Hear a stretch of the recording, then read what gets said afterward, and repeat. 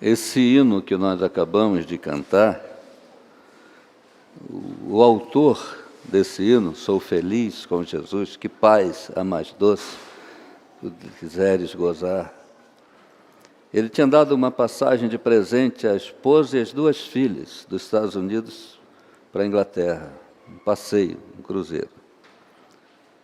E não tinha, naquela época, não tinha comunicação tão rápida, telefonia estava começando. E o navio naufragou. E foram resgatados alguns, a esposa foi resgatada, mas as meninas morreram. E ele recebeu o telex, a esposa dizendo, salva só. Claro, ele pegou o navio e foi encontrar a esposa na Inglaterra. E ele pediu ao comandante do novo navio que parasse no local em que o navio, o outro tinha naufragado, onde as filhas deles estão. Ele parou no mesmo lugar, falou, suas filhas estão aqui. Ali, ele compôs esse hino. Eu fico perguntando, que fé é essa? Que certeza é essa? De dizer tudo isso e dizer, a vinda eu anseio do meu Salvador, em breve virá me buscar, eu sei para onde eu estou indo. Eu não perdi minhas filhas, porque eu sei onde elas estão. Que fé, que suporte é esse? Eu quero falar um pouquinho sobre esse tipo de fé, sobre essa fé que vem na raiz, que precisa estar instalada na raiz da constituição do ser humano. A nossa mente, ela é programável em muitas coisas. Nós somos reflexo de muita coisa da nossa história. O salmo que o pastor Arildo se referiu, 72, se você olhar lá, o início do salmo está assim, Salmo de Salomão. Aí você vai no último versículo, que é o 20, está assim, aqui se encerram as orações de Davi, filho de Jessé. Falou, não era de Salomão? Como é que no final é as orações de Davi? Se você vai ver isso no livro dos reis, era a oração que Davi fazia por Salomão, sabia que ele ia ser o rei. De tanto o filho ouvir a oração do pai, a oração do pai virou o salmo do filho. Por isso que ele transcreve Salmo de Salomão, esse é o meu salmo. A importância de nós orarmos e deixarmos os nossos filhos ouvirem a oração, o que é que nós estamos pedindo. Isso é Deuteronômio 6, peça, fale alto, repita isso, deixa o menino ouvir, deixa a criança ouvir, deixa ela ser criada ouvindo isso. A oração dos pais se transforma no salmo dos filhos. Amém? Amém. Abra sua Bíblia comigo, no livro de 1 Coríntios, capítulo 15, de 1 a 11, assim como estamos sentados. 1 Coríntios 15, de 1 a 11, diz assim, irmãos, venho lembrar-lhes o evangelho que anunciei a vocês, o qual vocês receberam e no qual continuam firmes. Por meio dele vocês também são salvos, se retiverem a palavra, assim tal como a preguei a vocês, a menos que tenham crido em vão. Antes de tudo, entreguei a vocês o que também recebi, que Cristo morreu pelos nossos pecados, segundo as Escrituras, e que foi sepultado e ressuscitou ao terceiro dia, segundo as Escrituras. Apareceu a Cefas, e depois aos 12, e depois foi visto por mais de 500 irmãos de uma só vez, das quais a maioria ainda vive, porém alguns já dormem. Depois foi visto por Tiago, e mais tarde por todos os apóstolos. Por último, depois de todos, foi visto também por mim, como por um nascido fora de tempo, porque eu sou o menor dos apóstolos, e nem mesmo sou digno de ser chamado apóstolo, pois persegui a igreja de Deus. Mas pela graça de Deus, sou o que sou. E a sua graça que me foi concedida não se tornou vã. Pelo contrário, trabalhei muito mais do que todos eles. Todavia não eu, mas a graça de Deus comigo. Portanto, seja eu ou sejam eles, assim pregamos e assim vocês creram. Amém. Senhor, é a Tua palavra e que vamos meditar nela mais uma vez. Abre nosso coração, abre nosso entendimento e toda a nossa atenção agora. Que o Teu Espírito nos ilumine, o mesmo Espírito que inspirou o texto, nos faça ver e ouvir, além do texto, a Tua voz. Em nome de Jesus. Amém. Amém.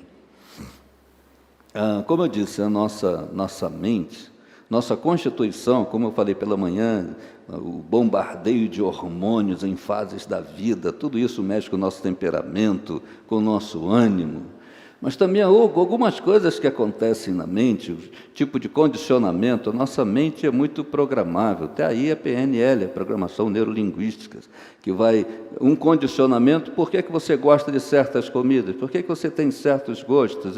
Porque no ambiente que você foi criado, aquilo foi de tanto ver, de tanto se repetir, você foi assimilando aquilo.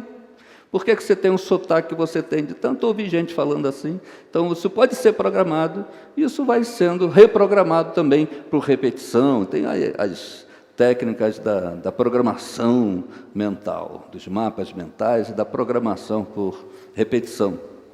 Algumas coisas são assim, engana a mente, às vezes até por doenças psicossomáticas. O médico avalia que aquela doença não é física, ela está aqui.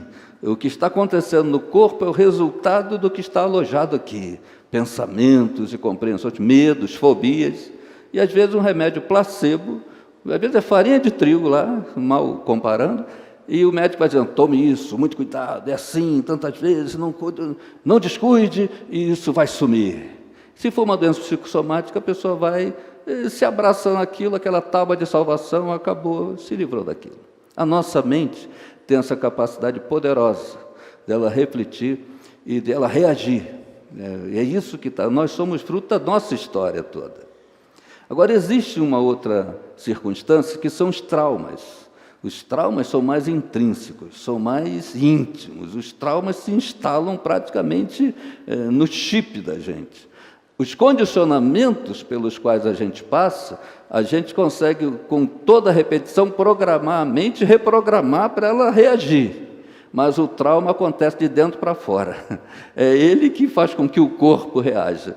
Por isso você tem medos e fobias que você nem sabe de onde veio. Algumas coisas são intrauterinas. Na gravidez, alguns traumas, algumas consequências, a pessoa nasce com aquele medo, com aquele tipo até de inclinação, qualquer coisa. Tem gente que tem medo de elevador, tem medo de altura, e não sabe nem de onde veio esse medo. Alguns até sabem, eu tive uma experiência ruim e fiquei trancado no elevador e nunca mais. Ou então fui esquecido. Tem gente que tem medo de multidão. Um amigo meu, ele tratou muito tempo com um psicólogo, porque uma vez o pai o esqueceu numa festa, tipo aquelas festas do IMPA, da Quinta da Boa Vista, que tem muita gente, e o pai fica aqui, o pai vai ali comprar e volta. Coisa de pai, né? Mãe não faz isso. Mas o pai fica aqui e acha que a criança vai ficar ali. Pai é fogo, né? Por isso que aquele filme Procurando Nemo leva 2 horas, que é o pai procurando, né? Se fosse a mãe, era 3 minutos. 2. A mãe falou 2. Então aí deixou o menino. E o garoto olhando, um balão, ele foi andando, aí queria ver onde o balão ia cair. E vai andando, olhando para o alto. E todo mundo saindo na frente para o menino passar. O balão foi, o vento levou, sumiu. Agora onde é que eu estou? E o pai quase todo pai é igual, né? Custou achar, chamou do alto-falante e disse como é que o menino estava vestido. Depois de muito tempo, alguém achou e está aqui o menino. Aí trouxe para onde está. Ainda bem que tinha um alto-falante lá. Aí ele cresceu com medo de multidão, de ser esquecido. E ficou grave a coisa, tem medo mesmo. Foi vencer isso com o psicólogo. Trauma. Tem uma senhora que foi criada em Santa Rita de Jacutinga. O pai abandonou a mãe, foi embora, sumiu no mundo. A mãe criando os filhos, pobre, passando fome, Santa Rita de Jacutinga. E o filho que tinha mais possibilidade de trabalhar, menino ainda, com seus 10, 11 anos, ele aprendeu a ser auxiliar de ferreiro e aprendeu a tocar boi para levar para o pasto e trazer para o curral. Então ele arrumou um emprego de caseiro no sítio, na fazenda de alguém, e leva a família toda. E nesse negócio de tocar boi para lá e fazer isso, e colocar ferradura em cavalo, Daqui a pouco um outro fazendeiro chamava. E ele chegava em casa e falava: mãe, arruma tudo, vamos embora, que eu arrumei uma outra fazenda que vai pagar mais e a gente vai ter onde morar, a casinha é melhor. E vai. E essa menina, a irmã caçula, ia junto. Às vezes estava brincando com a colega, aí, vamos embora, arruma rápido, nós estamos mudando. E brinquedo ficava para trás, não despedia das coleguinhas. A vida foi crescendo assim. Tanto que ela cresceu e o irmão cresceu, casou, ela foi morar com o irmão, porque ela era caçula, ele ficou com o compromisso de criá-la. Ela casou também. E o marido trabalhava viajando. Cada vez que ele viajava, ela morria de medo e caía em depressão. E todo mundo achando que é o quê? Amor, saudade do marido. Mas aquilo foi ficando grave. E o médico falou: olha, não é normal, isso não é amor. Você tem um medo que não é um medo de amor, de paixão. E ela foi parar na psicóloga, recomendaram a psicóloga. A psicóloga conversou, ela contou essa história toda que eu contei para vocês. A psicóloga disse: já sei, aquela menininha ainda está aí dentro. Você tem medo que quando ele volte, mude tudo. Tudo que você construiu, a história, vamos embora. E aconteceu uma vez, o marido voltou de viagem e falou: olha, fiz lá o trabalho, ele trabalhava com tradução simultânea em congresso de cardiologia, congresso de psicologia, congresso médico, e aquela gente de todos os países, ele montava as cabines com todos os idiomas, ele era bom nisso. E aí um empresário do ramo falou: vem trabalhar comigo, vem para São Paulo, vou te pagar o dobro que você ganha. Pronto. Quando ele chegou em casa, falou: arruma tudo, nós vamos embora, a vida vai melhorar. Aí a mulher caiu, internou, surtou, deprimiu. Aí a psicóloga identificou: aquela menininha ainda está aí. Toda vez que chega, você fala: vamos embora, vai mudar tudo que eu tentei construir, virou vento. Eu estou contando isso para você ver o poder que a nossa mente tem para condicionar e dirigir a gente até os nossos sustos, até os nossos reflexos. O apóstolo Paulo, por que eu estou dizendo tudo isso? Ele está escrevendo, terminando a primeira carta aos Coríntios. Ele está dizendo o seguinte: olha, eu espero que vocês continuem crendo aqui em tudo que eu ensinei. Porque ele disse a mesma coisa que ele disse na ceia, no capítulo 11. Porque eu estou passando para vocês, eu entreguei a vocês o que eu também recebi, que o Senhor Jesus... Ele usa a mesma temática, ele diz: olha, tudo que eu passei foi que eu aprendi. Vocês viram como eu era, perseguidor, aquilo tudo. E eu não era digno de ser chamado apóstolo, porque eu persegui, eu tentei acabar com a igreja. Mas o Senhor, que morreu segundo as Escrituras, e ressuscitou segundo as Escrituras, quer dizer, a pregação de Paulo era bíblica, né? Era segundo as Escrituras. Ele disse: eu não inventei nada, tudo que eu preguei é segundo as Escrituras. E tem um detalhe: por que é que eu sou quem eu sou? Porque depois que Jesus ressuscitou, ele apareceu a fulano, a cicrano, apareceu a Cefas, que eu falei de manhã, o Pedro tinha o nome de Cefas, né? Montanha, depois do Pentecostes ele recebe esse nome. E apareceu mais de 500. Aí diz: e por fim, verso 8, por último, depois de todos, foi visto também por mim como um nascido fora do tempo. Na revista e corrigida diz: como um abortivo.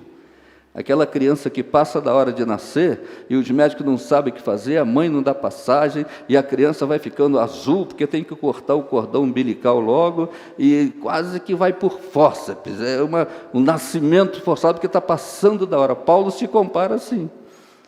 Alguns estudiosos até acharam, quando ele diz assim, como um nascido fora do tempo, alguns estudiosos pensam o seguinte: eu acho que ele estava reclamando porque elegeram Matias.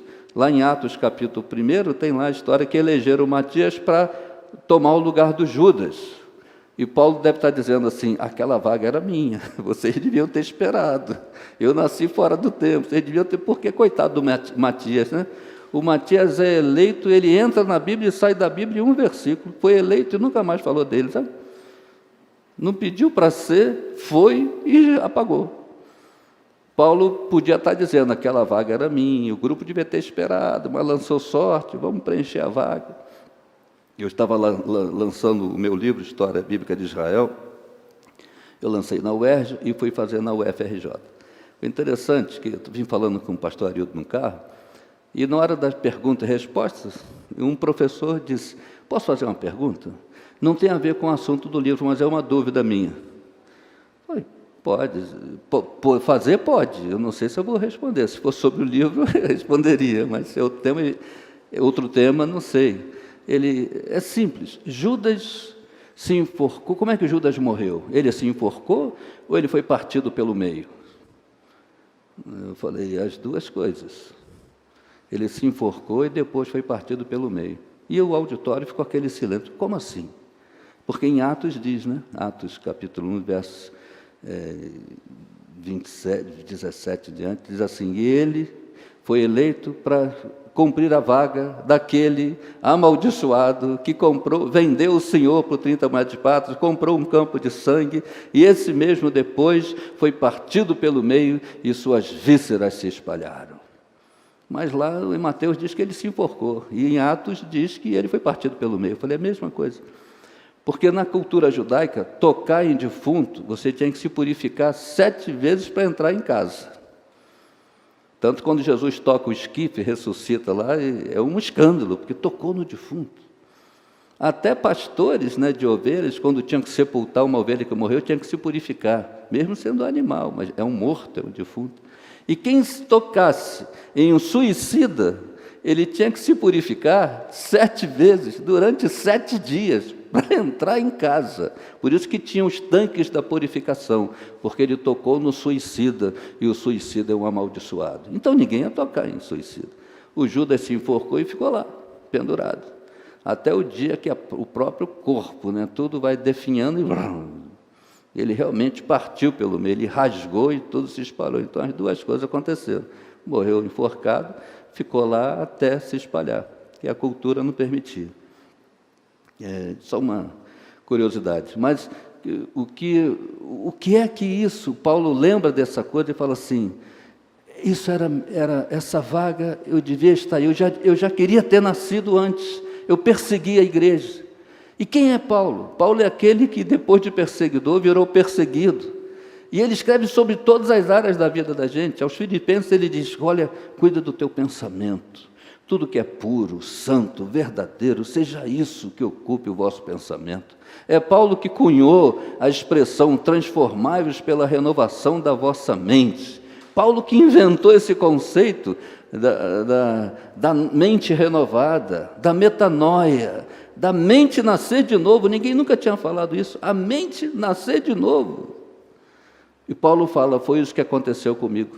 Porque quando ele diz assim, depois de tudo isso, ele apareceu a mim como um nascido fora do tempo. Sabe qual é a palavra que Paulo usa aqui no versículo 8? Ektromat, que é a raiz da palavra trauma. Ele diz, eu fui um traumatizado por esse amor. Esse amor chegou nas minhas entranhas. Eu nem consigo mais viver sem isso.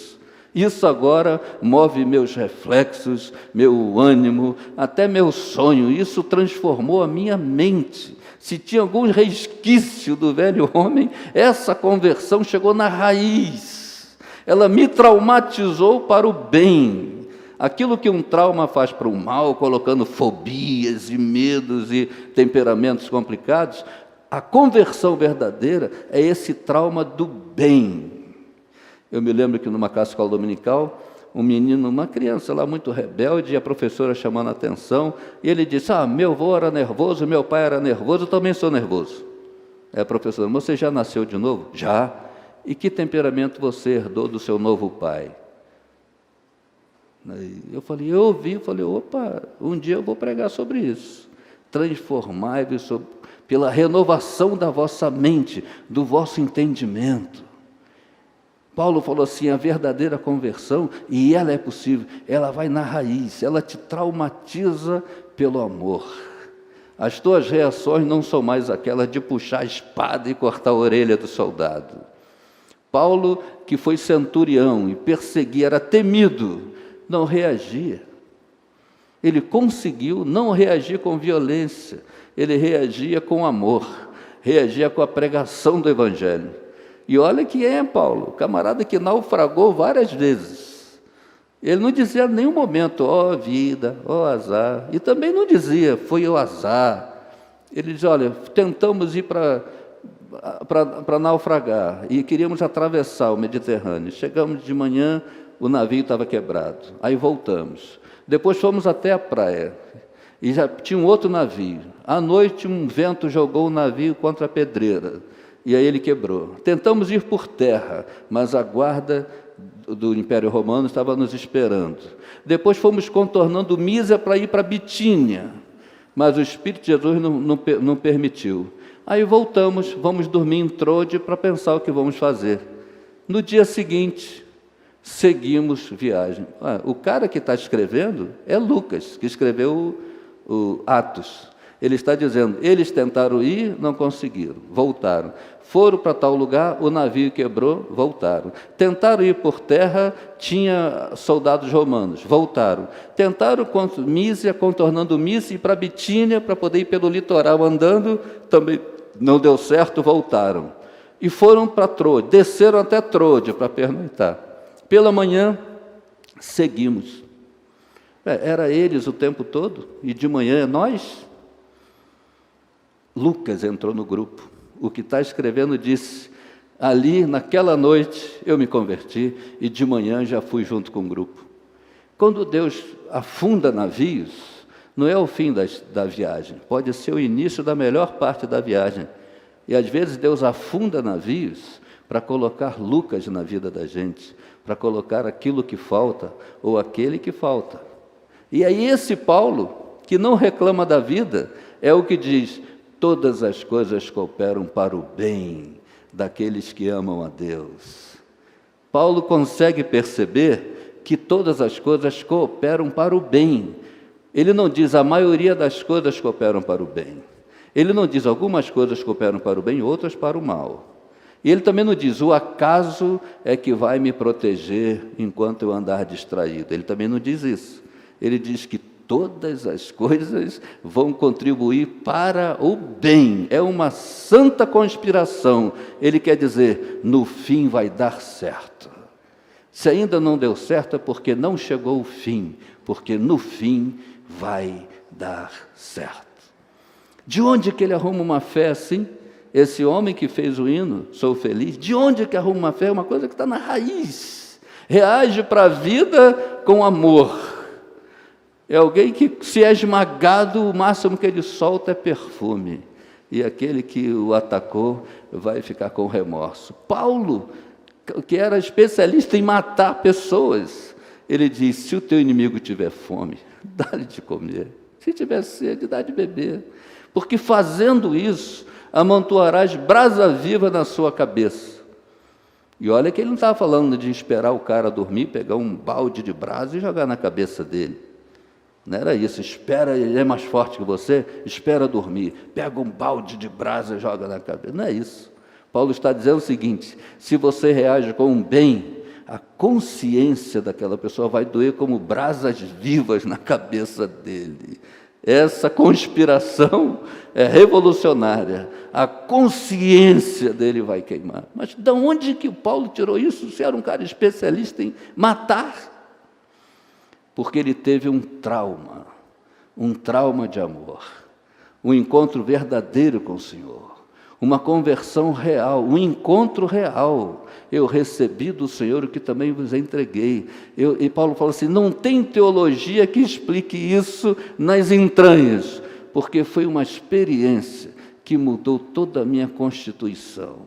Até meu susto é evangélico, até minha reação é uma reação do Evangelho, do amor de Deus. Paulo diz, o segredo, se é que há segredo, é que eu fui um traumatizado pelo amor. Paulo recebeu um trauma de amor. Tem gente aqui, tem gente em casa, que é crente e vai para o céu, com certeza vai para o céu, é crente. A soberania de Deus já decidiu que ele é crente. Mas ele tem dificuldade com o seu temperamento, tem dificuldade com esse seu DNA, tem dificuldade com essa constituição. Talvez eu esteja falando para pessoas que queiram dizer, Senhor, eu quero ter um encontro real contigo, já sou teu e sei que vou para o céu, mas enfrento muitas dificuldades na caminhada desse mundo pelo meu jeito de ser. Senhor, vai nas minhas entranhas, vai no meu chip, vai na minha raiz, transforma desde lá. Me dê uma experiência traumática contigo, que tire de mim qualquer raiz de amargura, tire de mim as manias, as tendências, tire de mim, Senhor Deus, aqueles condicionamentos, que essa conversão venha e seja um trauma de amor. Ontem eu estava no telefone com um amigo que me ligou e eu não podia responder. E quando eu cheguei no hotel, fui ver os recados e ele estava muito angustiado. E ele disse assim para mim: cara, está dando tudo errado, isso assim, assim e tal. E eu não pedi para nascer. A gente fica jogando a culpa em Deus. Eu falo assim: olha, na época da concepção lá da sua mãe, na gravidez, teve uma corrida, teve uma maratona, e milhares de participantes. E você chegou na frente. Quem chegou no óvulo foi você. E você correu mais que todo mundo. E na hora de nascer, você fez tudo para sair. Você ajudou. E agora você vem me dizer que não pediu para nascer? Você correu toda a vida, você ganhou todo mundo. Você conseguiu sair, porque tem uma parte do nascimento que depende de você. Agora, o sucesso que foi o teu nascimento, a tua concepção, não pode virar fracasso na tua existência. Pensa nisso. Tem muita coisa bonita para acontecer na tua vida. Põe na mão de Jesus e descansa nele. Você está descansando em você. Você está tendo fé na fé. Você precisa de fé em Jesus. E vou dizer mais. O Senhor preside o dilúvio. Eu tinha pregado isso aqui. E disse: então, se a tua vida está desarrumando, você orou e tudo desarrumou, é porque Deus está mexendo. Deus está botando a mobília do jeito dele. Deus está desarrumando o jeito que você arrumou e arrumando do jeito certo, que é o jeito dele. Se você orou, ele falou: poxa, eu tenho um adesivo no meu carro, ora que melhora. Eu orei e piorou. Falei: então é Deus que está mexendo. Tem hora que você ora e piora. Se piorou, é porque Deus já está mexendo para botar no lugar certo. Hoje a gente estava almoçando lá com o Rony e com a família dele. Ele me passou mensagem: Deus é bom, Deus preside o dilúvio, quebrou um monte de coisa que eu estava agarrado na minha vida. E agora eu estou vendo tanta coisa que tinha do meu lado, e eu era cego, eu estava com viseiras. Deus tirou a viseira. Muito obrigado, porque você é meu amigo. Eu falei: muito obrigado por você ter me mandado essa mensagem.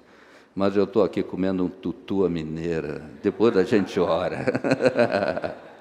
Ficou feliz, riu, botou kkkk. Eu falei: é isso, a vida segue. Um trauma de amor, a conversão verdadeira, que vai nas raízes. Você é crente e você vai para o céu. Mas se você está tendo dificuldade na caminhada aqui, você precisa desse trauma de amor. Eu vim aqui para dizer, está à sua disposição. O Senhor quer mexer nas suas entranhas. Aquilo que um trauma faz para o mal, coloca medo, o trauma de amor torna em virtudes a tua reação, o teu reflexo. Você não faz força para ser crente, você é e acabou. E a tua reação é a reação do Evangelho. Hoje eu vim aqui para te convidar, desafiar, convocar, para que você se submeta a esse trauma de amor. Você quer ter uma experiência profunda com Deus? Você acha que precisa disso para vencer as dificuldades? Você vai para o céu, isso não vai mudar. Mas você tem dificuldades na caminhada aqui, então você precisa desse trauma de amor.